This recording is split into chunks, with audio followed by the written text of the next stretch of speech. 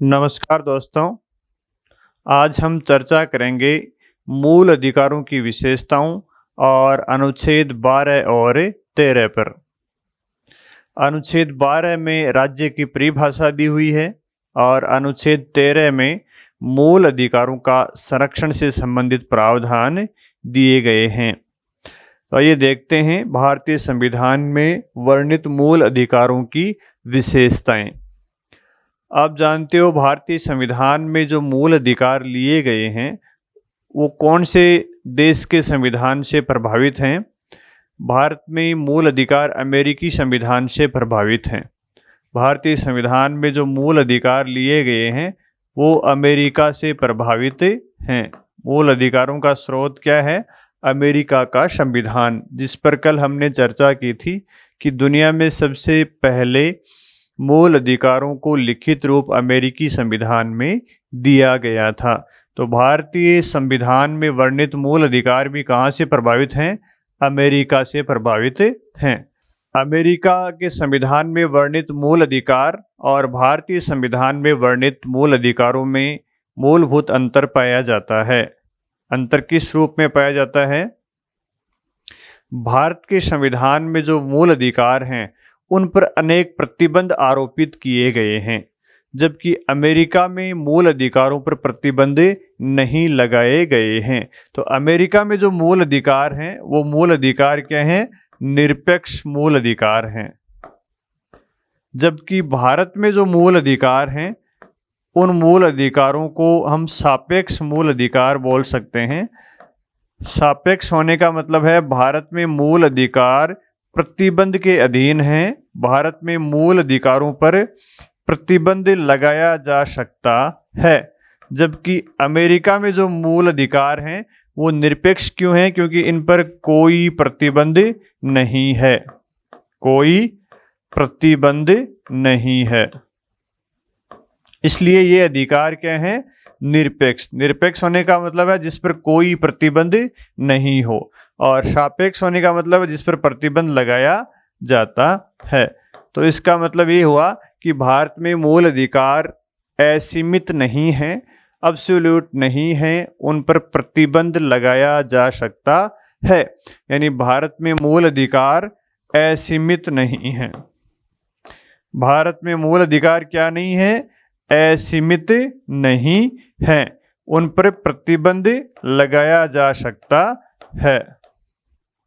भारत में मूल अधिकारों पर प्रतिबंध लगाया जा सकता है, ये दूसरी विशेषता है। पहली विशेषता क्या है? भारत में मूल अधिकार अमेरिका से लिए गए हैं। दूसरी विशेषता क्या है? भारत में मूल अधिकार असीमित नहीं है, उन पर प्रतिबंध लगाया जा सकता है, और प्रतिबंध लगाए भी गए हैं। लेकिन जो प्रतिबंध लगाए जाते हैं वो प्रतिबंध तार्किक और युक्ति युक्त होने चाहिए। तार्किक और युक्ति युक्त प्रतिबंध होने का अर्थ है प्रतिबंध मनमाने रूप से नहीं लगाए जा सकते, उनके पीछे कोई ठोस आधार होना चाहिए। तो पहली विशेषता हो गई मूल अधिकार अमेरिका से प्रभावित हैं। दूसरे, मूल अधिकार असीमित नहीं है। मूल अधिकार असीमित नहीं है, प्रतिबंध लगाया जा सकता है। तीसरी विशेषता है भारत में मूल अधिकार वाद योग्य हैं। तीसरी विशेषता क्या है? मूल अधिकार वाद योग्य हैं। वाद योग्य होने का अर्थ है कि अगर मूल अधिकारों का उल्लंघन किया जाता है तो हम न्यायालय में जा सकते हैं। अगर किसी व्यक्ति की मूल अधिकारों का उल्लंघन होता है तो वो व्यक्ति न्यायालय में जा सकता है। न्यायालय के द्वारा मूल अधिकार संरक्षित होते हैं, न्यायालय उन पर कार्यवाही कर सकता है। तो भारत में मूल अधिकार क्या है? वाद योग्य हैं। ये तीसरी विशेषता है। चौथी विशेषता क्या है? भारत में मूल अधिकार राजनीतिक लोकतंत्र की स्थापना करते हैं। भारत में मूल अधिकार राजनीतिक लोकतंत्र की स्थापना करते हैं। राजनीतिक लोकतंत्र की स्थापना का अर्थ है कि व्यक्तियों को कोई भी समूह बनाने की आज़ादी है, कहीं भी आने जाने की, भाषण देने की, अभिव्यक्ति की, इस प्रकार की स्वतंत्रताएं हैं। कोई भी राजनीतिक दल बना सकते हैं, कोई रैली निकाल सकते हैं। तो इस प्रकार की जो आज़ादी है वो राजनीतिक लोकतंत्र की स्थापना करते हैं। तो भारत में मूल अधिकार राजनीतिक लोकतंत्र की स्थापना करने का कार्य भी करते हैं। हमारे संविधान में दिए गए मूल अधिकारों की प्रकृति नकारात्मक है, लेकिन कुछ मूल अधिकार सकारात्मक भी हैं। दोनों ही प्रकार की प्रकृति मूल अधिकारों की है। कुछ मूल अधिकार कैसे हैं? नकारात्मक प्रकृति वाले हैं, नकारात्मक, या इनको निषेधात्मक भी बोलते हैं। मूल अधिकारों की प्रकृति कैसी है? निषेधात्मक या नकारात्मक। जबकि कुछ मूल अधिकार क्या हैं? सकारात्मक प्रकृति वाले भी हैं। नकारात्मक या निषेधात्मक होने का अर्थ क्या है? नकारात्मक मूल अधिकार इसलिए बोले जाते हैं क्योंकि जो मूल अधिकार होते हैं वो राज्य के विरुद्ध प्राप्त होते हैं। मूल अधिकार राज्य की शक्तियों को कम करने का कार्य करते हैं, राज्य को व्यक्ति के जीवन में हस्तक्षेप करने से रोकने का कार्य करते हैं। इसलिए मूल अधिकारों को क्या बोलते हैं?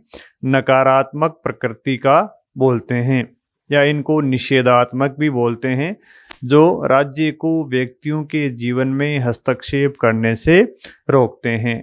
तो कुछ मूल अधिकार क्या हैं? नकारात्मक हैं। कुछ मूल अधिकारों की प्रकृति सकारात्मक है। सकारात्मक मूल अधिकार होने का अर्थ है राज्य के द्वारा लोगों के जीवन को ऊपर उठाने के लिए विशेष सुविधा भी प्रदान की जाती है। तो हमारे मूल अधिकारों की प्रकृति नकारात्मक और सकारात्मक दोनों ही है। लेकिन अगर ऑब्जेक्टिव परीक्षा में प्रश्न आ जाए कि मूल अधिकारों की प्रकृति कैसी है, तो उत्तर नकारात्मक ही करना है, क्योंकि मूल अधिकार नकारात्मक माने जाते हैं। ये राज्य के विरुद्ध हमें प्राप्त होते हैं। इसलिए ऑब्जेक्टिव परीक्षा में प्रश्न आए तो उत्तर हमें नकारात्मक ही लगाना है। ज्यादातर मूल अधिकार स्वयं क्रियाशील हैं। मूल अधिकारों को क्रियान्वित करवाने के लिए अलग से विधि बनाने की आवश्यकता नहीं पड़ती। हमारे मूल अधिकार क्या है? स्वयं क्रियाशील, स्वयं क्रियाशील या प्रवर्तित हैं। स्वयं क्रियाशील हैं या स्वयं प्रवर्तित हैं। तो स्वयं क्रियाशील या प्रवर्तित होने का क्या अर्थ है? इसका अर्थ है कि मूल अधिकारों को क्रियान्वित करवाने के लिए अलग से कोई विधि बनाने की आवश्यकता नहीं पड़ती है। हाँ, कुछ मूल अधिकार ऐसे हैं जिनको क्रियान्वित करवाने के लिए विधि बनाने की आवश्यकता पड़ती है। ऐसे मूल अधिकार कौन से हैं? अनुच्छेद 17 में अस्पृश्यता का अंत दिया हुआ है। अस्पृश्यता के मूल अधिकार को क्रियाशील करवाने के लिए विधि बनाने की आवश्यकता पड़ती है। अनुच्छेद 23 में शोषण के विरुद्ध अधिकार दिया गया है। तो ये दो मूल अधिकारों को क्रियान्वित करवाने के लिए संसद के द्वारा अलग से विधि बनाने की आवश्यकता पड़ती है। लेकिन ज्यादातर मूल अधिकार स्वयं ही क्रियाशील हैं, उनको लागू करने के लिए अलग से विधि बनाने की आवश्यकता नहीं पड़ती है। अगली विशेषता देखो, मूल अधिकारों को आपातकाल के सिवाय निलंबित नहीं किया जा सकता। मूल अधिकारों को केवल आपातकाल में ही निलंबित किया जा सकता है। अन्य सामान्य काल में मूल अधिकारों को निलंबित नहीं किया जा सकता। और आपातकाल में भी अनुच्छेद 20 और 21 को किसी भी स्थिति में निलंबित नहीं किया जाता है। बाकी सारे मूल अधिकारों को निलंबित आपातकाल में किया जा सकता है, लेकिन 20-21 को किसी भी स्थिति में निलंबित नहीं किया जाता है। ज्यादातर मूल अधिकार भारतीय नागरिकों को प्राप्त हैं, लेकिन कुछ मूल अधिकार विदेशियों को भी मिलते हैं। यानी भारत में जो मूल अधिकार दिए गए हैं वो भारतीय नागरिकों को और विदेशियों को भी प्राप्त हैं। नागरिकों को तो प्राप्त है ही हैं, नागरिकों के साथ साथ कुछ मूल अधिकार विदेशी लोगों को भी प्राप्त हैं जो भारत के नागरिक नहीं हैं। यानी व्यक्तियों को भी प्राप्त हैं जो भारत के नागरिक नहीं हैं। भाई, भारत में जो भी लोग रहते हैं वो सारे लोग क्या हैं, व्यक्ति हैं। अब उन व्यक्तियों में कुछ भारत के नागरिक हैं, कुछ भारत के नागरिक नहीं हैं।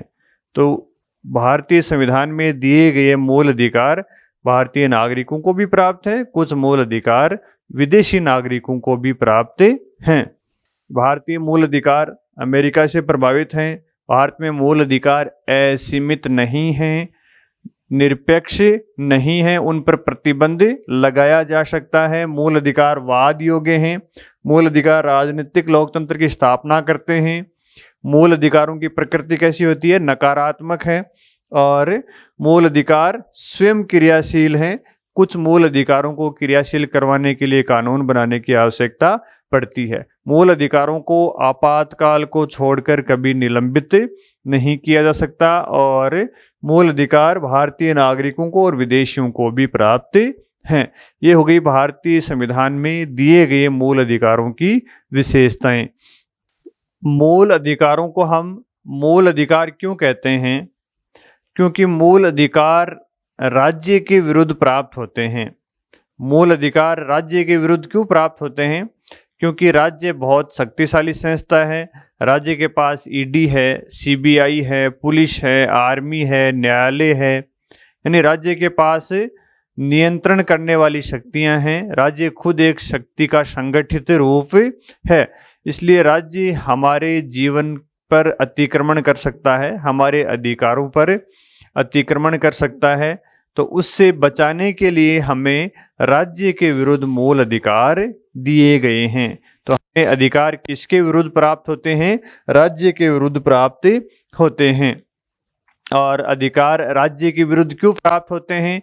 क्योंकि राज्य शक्तिशाली संस्था है जो हमारे जीवन में हस्तक्षेप कर सकता है, हमारे अधिकारों का अतिक्रमण कर सकता है।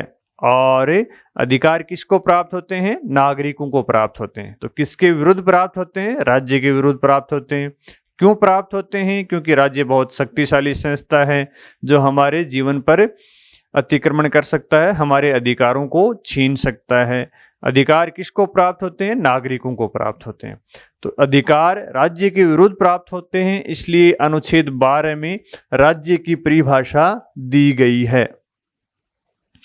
अब राज्य में कौन कौन से संस्थाएं शामिल होंगी, कौन कौन इसमें शामिल होंगे, वो अनुच्छेद 12 में दिया गया है। तो राज्य में क्या क्या शामिल होगा? देखिए, भारत सरकार एवं संसद राज्य में शामिल होगी।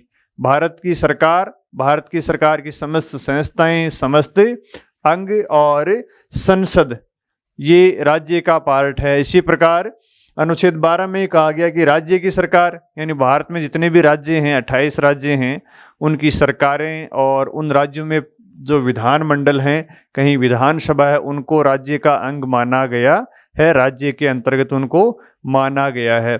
इसके बाद में स्थानीय प्राधिकारी, जिसमें पंचायतें, ग्राम पंचायतें, नगर पालिकाएं, नगर परिषद, इस प्रकार के जो प्राधिकारी हैं वो भी राज्य की परिभाषा के अंतर्गत माने गए हैं। अन्य प्राधिकारी में कौन सी संस्थाएं शामिल होती हैं? जो सरकार से वित्तीय सहायता प्राप्त करती हैं। सरकार से क्या प्राप्त करती हैं? वित्तीय सहायता। वित्तीय सहायता वो संस्थाएं भी राज्य का भाग मानी जाती हैं। और जिस संस्था में सरकार के पदाधिकारी कार्य करते हैं, सरकार के पदाधिकारी या अधिकारी या कर्मचारी जिन संस्थाओं में कार्य करते हैं, वो सारी संस्थाएं क्या कहलाती हैं? वो राज्य की परिभाषा के अंतर्गत आती हैं। अन्य प्राधिकारी में कौन कौन सी संस्थाएं शामिल होती हैं, कौन कौन सी नहीं होती हैं, इसके कुछ उदाहरण देखते हैं। जैसे दिल्ली विश्वविद्यालय है, DU, ये राज्य की परिभाषा के अंतर्गत आती है, इसको राज्य माना जाता है। एम्स भी राज्य माना जाता है। JNU है, जवाहरलाल नेहरू विश्वविद्यालय, ये भी राज्य माना जाता है, क्योंकि इन संस्थाओं में सरकार से सहायता प्राप्त होती है और सरकार के अधिकारी और कर्मचारी यहाँ पे कार्य करते हैं। इसी प्रकार देखिए, जैसे जियो कंपनी है या टाटा कंपनी है, ये भी क्या राज्य माने जाते हैं क्या? तो ये राज्य नहीं माने जाते हैं। क्योंकि इन कंपनियों में सरकार का पैसा नहीं लगा हुआ है, न सरकारी कर्मचारी यहाँ पे कार्य करते हैं। तो प्राइवेट कंपनियां राज्य में नहीं मानी जाती हैं, सरकारी कंपनियां राज्य मानी जाती हैं। जैसे LIC है, LIC राज्य माना जाएगा। राजस्थान वित्त निगम है, ये भी राज्य माना जाएगा। या ONGC है, ये कंपनी सरकार की है, ये भी राज्य माना जाएगा, क्योंकि इन कंपनियों में सरकार से वित्तीय सहायता प्राप्त होती है और इन कंपनियों में सरकारी अधिकारी कर्मचारी कार्य करते हैं, इसलिए सारी संस्थाएं राज्य मानी जाती हैं। तो इस प्रकार अनुच्छेद 12 राज्य को परिभाषित करता है। भारत की सरकार एवं संसद, राज्य की सरकार एवं विधानमंडल, स्थानीय प्राधिकारी जिसमें पंचायती राज, पंचायत की संस्थाएं या नगर पालिकाएं इसमें शामिल होती हैं, और अन्य पदाधिकारी में जो संस्थाएं सरकार से सहायता प्राप्त करती हैं और जहां सरकारी अधिकारी कर्मचारी कार्य करते हैं। तो अनुच्छेद 12 में राज्य की परिभाषा दी गई है। ये देखिए अनुच्छेद 12, तो 12 में क्या दिया गया है, राज्य की परिभाषा दी गई है। ये देखो परिभाषा दी गई है, और कौन कौन से प्राधिकरण शामिल होते हैं, भारत की सरकार एवं संसद, राज्यों में प्रत्येक राज्य की सरकार और विधानमंडल, और भारत के राज्य क्षेत्र के भीतर और भारत सरकार के नियंत्रण के अधीन सभी स्थानीय प्राधिकारी और अन्य प्राधिकारी, ये राज्य की परिभाषा में शामिल होते हैं। ये भारतीय संविधान का अनुच्छेद 12 है। ठीक है, इसके बाद में अपन देखते हैं अनुच्छेद 13। ये अनुच्छेद 13 है। अनुच्छेद 13 में क्या प्रावधान है, मूल अधिकारों से असंगत या उनका अल्पीकरण करने वाली विधियां। तो आइए अनुच्छेद 13 पर चर्चा करते हैं।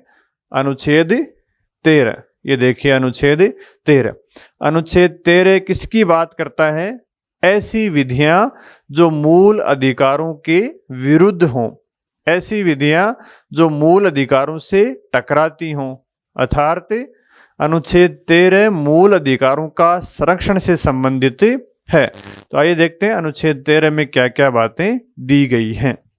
अनुच्छेद 13 में कई प्रकार की विधियों की बात की गई है। जैसे देखो अनुच्छेद 13(1) में किसकी बात की गई है, पूर्व संवैधानिक विधि की। अनुच्छेद 13(2) में किसकी बात की गई है, राज्य द्वारा निर्मित विधि की। और अनुच्छेद 13(3) में किसकी बात की गई है, अनुच्छेद 13(3) में विधि की परिभाषा दी गई है। अनुच्छेद 12 में तो किसकी परिभाषा दी गई थी, अनुच्छेद 12 में राज्य की परिभाषा दी गई थी।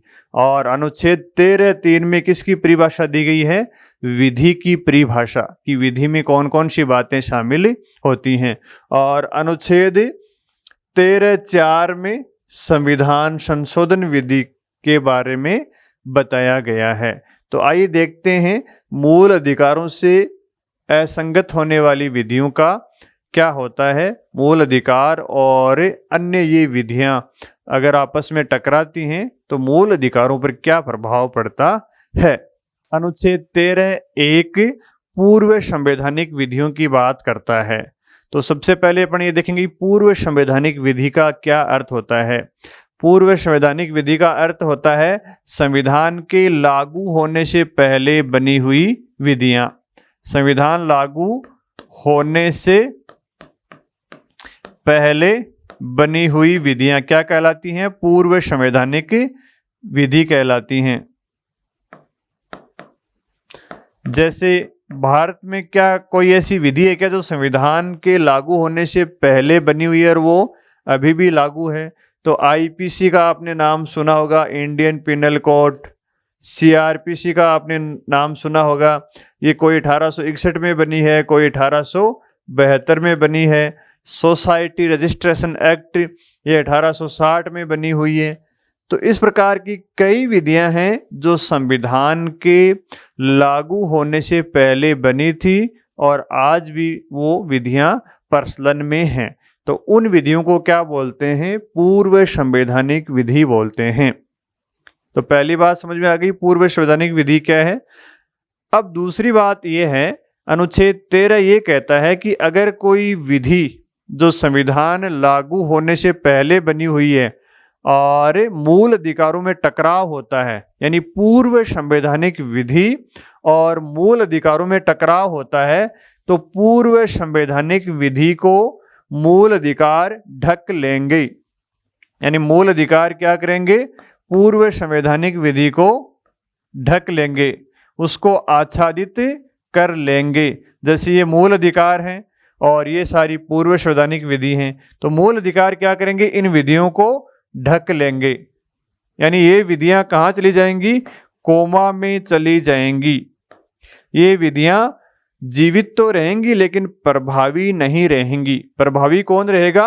मूल अधिकार रहेगा।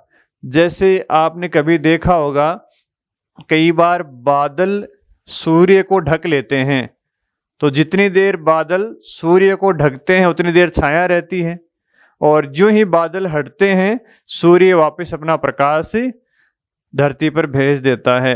वैसे ही जब मूल अधिकार और पूर्व संवैधानिक विधि में टकराव होता है तो मूल अधिकार इन विधियों को क्या कर लेते हैं? ढक लेते हैं। और ये विधियां लेकिन प्रचलन में नहीं रहती हैं, कोमा में रहती हैं। जैसे बादल सूर्य को ढक लेते हैं, वैसे ही मूल अधिकार पूर्व संवैधानिक विधियों को ढक लेंगे। लेकिन पूर्व संवैधानिक विधियां समाप्त नहीं होती हैं, ये कोमा में रहती हैं, प्रभाव में नहीं रहती हैं, लेकिन समाप्त भी नहीं होती हैं। समाप्त क्यों नहीं होती हैं? हो सकता है कोई मूल अधिकार आज है, कल उसमें परिवर्तन हो जाए, क्योंकि जो पूर्व संवैधानिक विधियां हैं वो भी तो काम की हैं, तभी अभी तक चल रही हैं, इसलिए ये समाप्त नहीं होती। सिर्फ क्या रहती हैं? ये कोमा में रहती हैं, ढकी हुई रहती हैं। न्यायपालिका के द्वारा इसको आच्छादन का सिद्धांत कहा गया था। जब मूल अधिकार पूर्व संवैधानिक विधियों को ढक लेता है तो न्यायपालिका इसको कौन सा सिद्धांत कहता है? आच्छादन का सिद्धांत।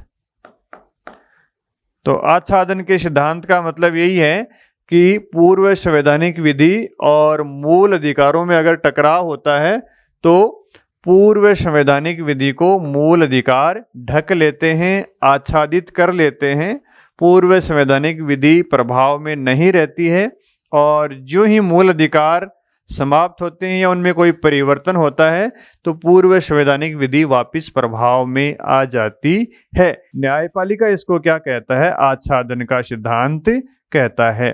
इसलिए मूल अधिकार और पूर्व संवैधानिक विधि का टकराव हो जाए तो कौन ज्यादा प्रभावशाली रहता है? मूल अधिकार। तो इसका मतलब ये है कि पूर्व संवैधानिक विधियों से मूल अधिकारों को कम नहीं किया जा सकता, पूर्व संवैधानिक विधियों से मूल अधिकारों को छीना नहीं जा सकता। तो पहली बात तो अनुच्छेद 13 में ये कही गई है। इसके बाद हम देखते हैं अनुच्छेद 13(2) में। अनुच्छेद 13(2) में ये प्रावधान किया गया है कि राज्य के द्वारा कोई ऐसी विधि नहीं बनाई जाएगी जो मूल अधिकारों के प्रतिकूल हो। मूल अधिकारों के प्रतिकूल विधि का निर्माण नहीं किया जाएगा। यानी राज्य अगर कोई ऐसी विधि बना देता है जो मूल अधिकारों से टकराती है तो वो विधि अवैध हो जाएगी, शून्य हो जाएगी। आप जानते हो राज्य के द्वारा या संसद के द्वारा कानून बनाए जाते हैं, संसद के द्वारा कोई विधि बनाई जाती है, और संसद के द्वारा बनाई गई विधि और मूल अधिकारों में टकराव हो जाए तो कौन ज्यादा प्रभावी होगा? अगर संसद के द्वारा विधि और मूल अधिकारों में आपस में टकराव होता है तो ये विधि अवैध हो जाती है। और इस विधि को अवैध कौन करता है? इस विधि को अवैध न्यायालय करता है। तो अनुच्छेद 13(2) क्या कहता है? अनुच्छेद 13(2) कहता है कि मूल अधिकारों को कम करने वाली या मूल अधिकारों के प्रतिकूल किसी भी विधि का निर्माण राज्य के द्वारा नहीं किया जाएगा, और अगर ऐसी कोई विधि राज्य के द्वारा बनाई जाती है तो वो विधि क्या हो जाएगी? अवैध हो जाएगी। मूल अधिकारों को कम करने वाली विधि बनाई नहीं जा सकती। अगर फिर भी कोई राज्य बना देता है तो न्यायालय उस विधि को अवैध घोषित कर देगा। तो इसका मतलब ये हुआ कि मूल अधिकारों को किसी विधि के द्वारा भी नहीं छीना जा सकता है। न पूर्व संवैधानिक विधि के द्वारा छीना जा सकता है मूल अधिकार को, न राज्य के द्वारा विधि से छीना जा सकता है। और इसमें एक चीज अपन और देखते हैं कि संसद जब कोई विधि बनाती है तो विधि के कई भाग होते हैं। आपने किसी विधि को देखा होगा, उसमें अनेक धाराएं होती है, जैसे 1, 2, 3, 4, 5, 6। तो कई बार क्या होता है, किसी विधि का कुछ पार्ट तो मूल अधिकारों से टकराता है और बाकी का पार्ट मूल अधिकारों से नहीं टकराता है। तो न्यायालय क्या करता है, जो पार्ट मूल अधिकारों से टकराता है उसको अवैध घोषित कर देगा, और जो मूल अधिकारों से नहीं टकराता है उसको क्या कर सकता है, वैध घोषित कर सकता है।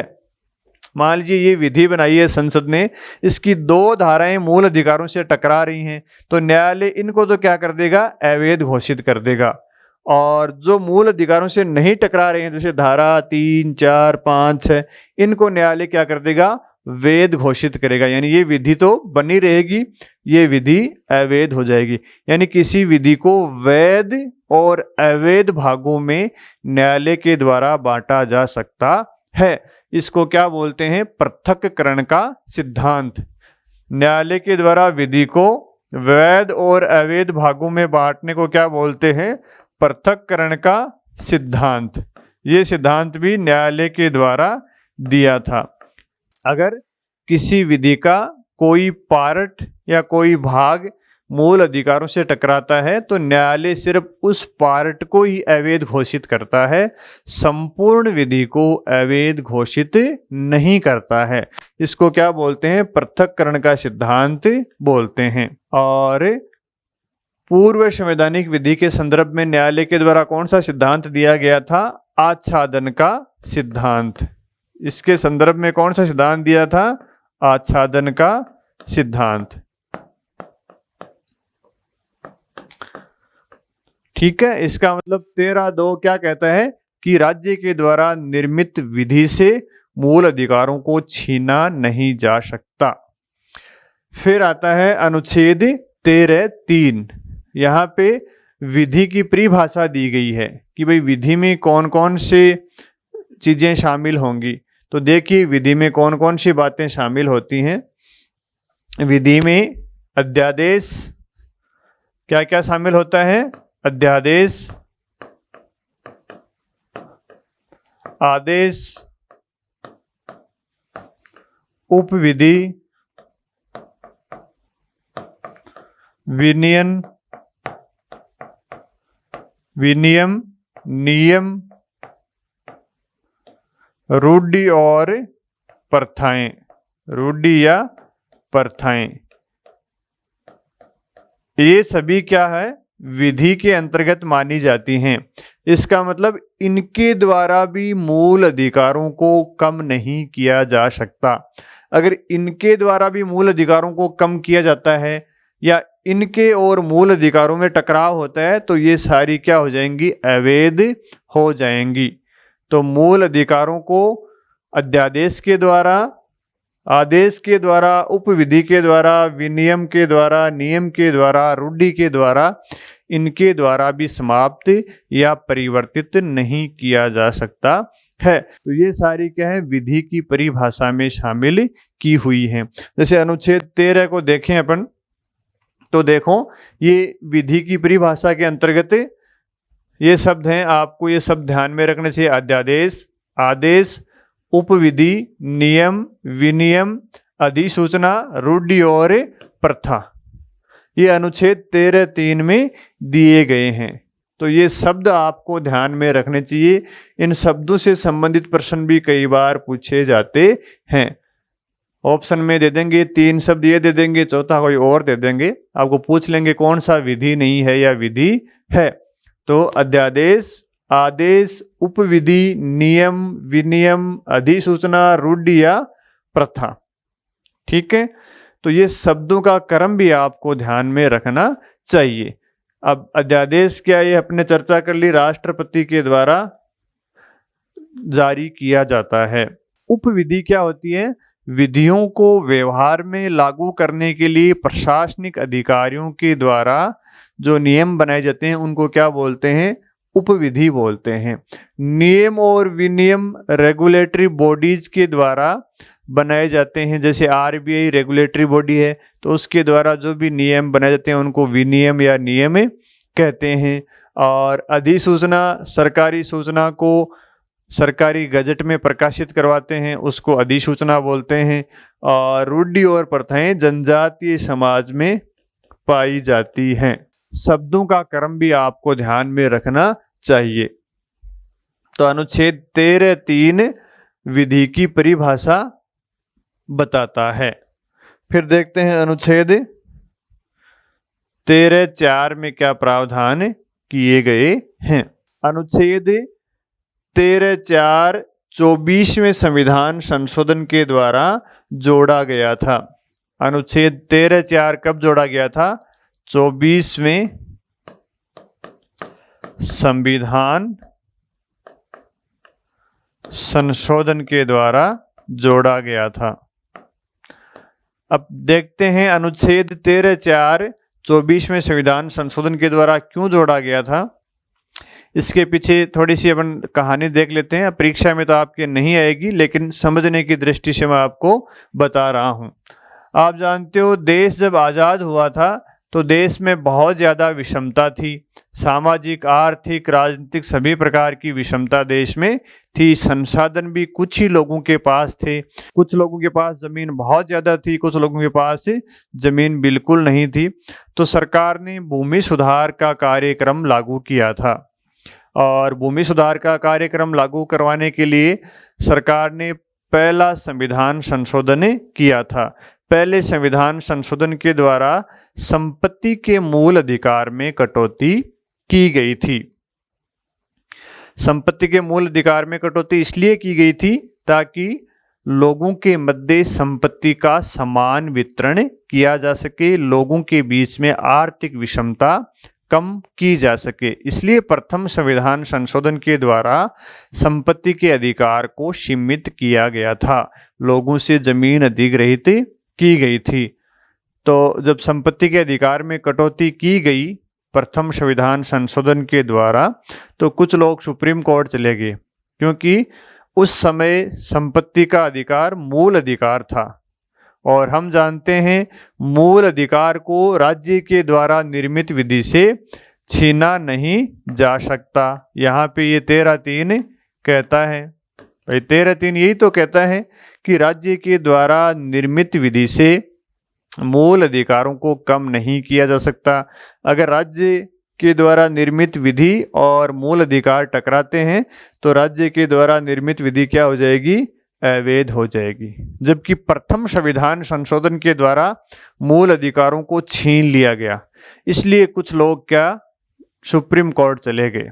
तो सुप्रीम कोर्ट जाने वाले में पहले व्यक्ति का नाम है शंकरी प्रसाद। क्या नाम है? शंकरी प्रसाद। बिहार के रहने वाले थे। इनकी जमीन सरकार ने ले ली थी। तो इनकी जमीन जब सरकार ने ली तो ये सुप्रीम कोर्ट चले गए। सुप्रीम कोर्ट में इन्होंने कहा कि महोदय, संपत्ति का मूल अधिकार हमारे पास है, लेकिन सरकार ने हमारे संपत्ति को छीन लिया है, हमारी जमीन को छीन लिया है और हमारे मूल अधिकार का इससे हनन हुआ है, क्योंकि अनुच्छेद 13(2) के अंतर्गत हमारे मूल अधिकारों को छीना नहीं जा सकता। आप प्रथम संविधान संशोधन को अवैध घोषित कर दीजिए। तो न्यायालय ने इस पर फैसला देते हुए कहा था कि अनुच्छेद 13(2) किसकी बात करता है? विधि की बात करता है। अनुच्छेद 13(2) किसकी बात करता है? विधि की बात करता है। यानी मूल अधिकारों को विधि के द्वारा नहीं छीना जा सकता।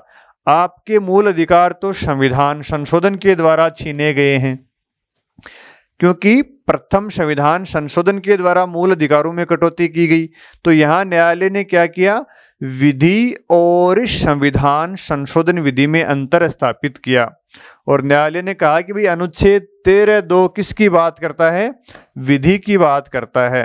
विधि के द्वारा आपके मूल अधिकार नहीं छीने जा सकते, लेकिन संविधान संशोधन के द्वारा तो छीने जा सकते हैं, क्योंकि विधि और संविधान संशोधन में अंतर होता है। न्यायालय ने यह कहा कि संविधान संशोधन के द्वारा मूल अधिकार समाप्त किए जा सकते हैं। न्यायालय ने विधि और संविधान संशोधन में अंतर स्थापित कर दिया। और अनुच्छेद 13(2) का मतलब क्या है? विधि है, संविधान संशोधन नहीं है। तो शंकरी प्रसादवाद 1951 में न्यायालय ने क्या कहा कि संविधान संशोधन के द्वारा मूल अधिकारों को सीमित किया जा सकता है। अनुच्छेद 13(2) किसकी बात करता है? विधि की बात करता है। विधि के द्वारा मूल अधिकारों को समाप्त नहीं किया जा सकता। इसके बाद में 1967 में एक मामला और आया जिसको गोलकनाथवाद बोलते हैं।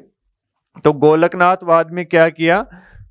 गोलकनाथ भी एक जमींदार थे पंजाब के, हेनरी गोलकनाथ। इनकी भी सरकार ने 1966 में जमीन ले ली, तो ये भी सुप्रीम कोर्ट की। और जब ये सुप्रीम कोर्ट के सामने गए तो सुप्रीम कोर्ट ने अपने पहले वाला डिसीजन चेंज कर दिया। शंकरी प्रसादवाद में जो डिसीजन दिया था उसको चेंज कर दिया। और गोलकनाथवाद में सुप्रीम कोर्ट ने कहा कि मूल अधिकारों को समाप्त नहीं किया जा सकता, न तो विधि के द्वारा समाप्त किया जा सकता और न संविधान संशोधन के द्वारा समाप्त किया जा सकता। यानी गोलकनाथवाद में सुप्रीम कोर्ट ने क्या किया? उन्होंने कहा कि अनुच्छेद 13(2) में जो विधि शब्द दिया गया है उसका अर्थ सामान्य विधि भी है और संविधान संशोधन विधि भी है। गोलकनाथवाद में विधि और संविधान संशोधन विधि में अंतर समाप्त कर दिया और इस वाद में कहा कि अनुच्छेद 13 में जो विधि शब्द दिया गया है इस विधि का अर्थ संविधान संशोधन भी है और सामान्य विधि भी है। यानी मूल अधिकारों को न तो विधि के माध्यम से छीना जा सकता, न मूल अधिकारों को संविधान संशोधन विधि के द्वारा छीना जा सकता, क्योंकि अनुच्छेद 13(2) कहता है कि राज्य के द्वारा कोई ऐसी विधि नहीं बनाई जाएगी जो मूल अधिकारों को समाप्त करता है। इसलिए गोलकनाथ ने कहा कि अनुच्छेद 13 में जो विधि शब्द है इसका मतलब सामान्य विधि भी है, इसका मतलब संविधान संशोधन विधि भी है। तो न तो विधि से मूल अधिकार छीने जा सकते, न संविधान संशोधन विधि से मूल अधिकार छीने जा सकते, क्योंकि मूल अधिकार क्या है? पवित्र दस्तावेज हैं। गोलकनाथवाद में मूल अधिकारों को क्या कहा था? पवित्र दस्तावेज कहा था। पवित्र और बहुत महत्वपूर्ण दस्तावेज कहा था कि मूल अधिकारों को छीना नहीं जा सकता, मूल अधिकार बहुत पवित्र दस्तावेज हैं। तो गोलकनाथवाद में क्या किया? शंकरी प्रसादवाद के निर्णय को उलट दिया। तो अब क्या किया सरकार ने? क्योंकि सरकार को भूमि सुधार कानून तो लागू करने थे, विषमता बहुत ज्यादा थी, संपत्ति का बंटवारा करना था, तो सरकार ने 24वें संविधान संशोधन 1971 के द्वारा अनुच्छेद 13(4) में ये जोड़ दिया कि इस अनुच्छेद की कोई बात संविधान संशोधन विधि पर लागू नहीं होगी। सरकार ने क्या जोड़ा? 24वें संविधान संशोधन 1971 के द्वारा क्या प्रावधान जोड़ दिया? कहा कि अनुच्छेद 13 की कोई बात संविधान संशोधन पर लागू नहीं होगी। अनुच्छेद 13 की कोई बात संविधान संशोधन पर लागू नहीं होगी, नहीं होगी। इसका क्या अर्थ हुआ कि अनुच्छेद 13 में जो जो बातें कही गई हैं वो संविधान संशोधन पर लागू नहीं होगी। यानी संविधान संशोधन विधि के द्वारा मूल अधिकारों को सीमित किया जा सकता है, सामान्य विधि के द्वारा नहीं।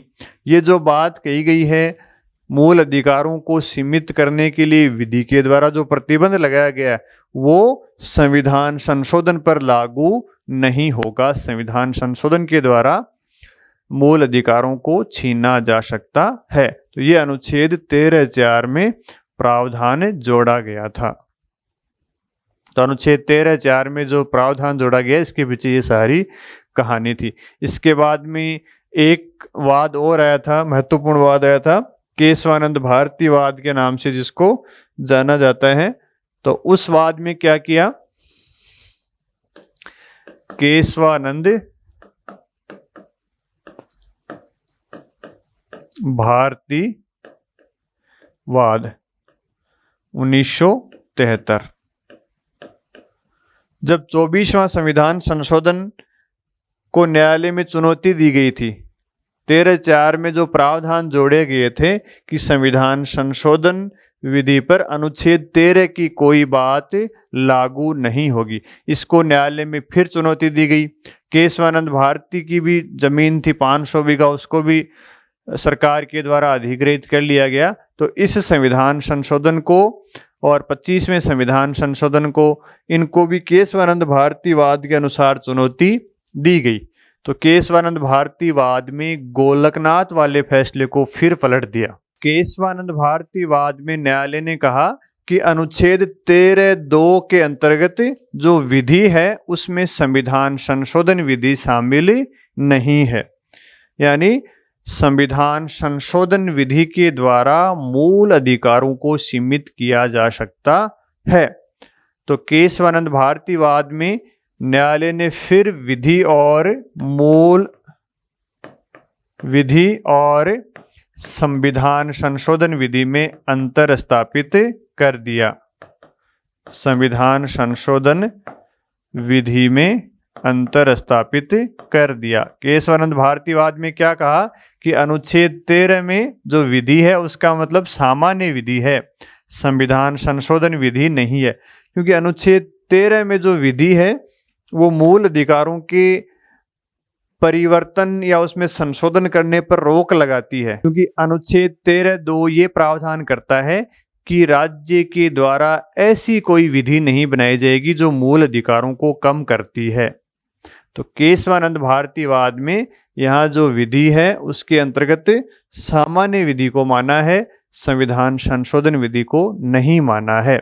और केशवानंद भारती वाद में एक महत्वपूर्ण सिद्धांत दिया गया था, आधारभूत ढांचे का सिद्धांत। आधारभूत ढांचे का सिद्धांत, ये सिद्धांत केशवानंद भारती वाद में दिया गया था। इसका अर्थ है कि संसद के द्वारा संविधान के किसी भी भाग में संशोधन किया जा सकता है। संसद के द्वारा अपनी संशोधन की शक्ति के माध्यम से संविधान के किसी भी भाग में संशोधन किया जा सकता है, लेकिन उन भागों में संशोधन नहीं किया जा सकता जो संविधान के मूल ढांचे से संबंधित हैं। वे प्रावधान जो संविधान के मूल ढांचे में शामिल हैं, उन प्रावधानों को छोड़कर संसद के द्वारा संविधान के किसी भी भाग में संशोधन किया जा सकता है। मूल अधिकारों में भी संसद के द्वारा संशोधन किया जा सकता है, लेकिन मूल अधिकारों के जो प्रावधान मूल ढांचे में शामिल हैं उनमें संशोधन नहीं कर सकती। तो केशवानंद भारती वाद में न्यायालय के द्वारा आधारभूत ढांचे का सिद्धांत दिया गया था।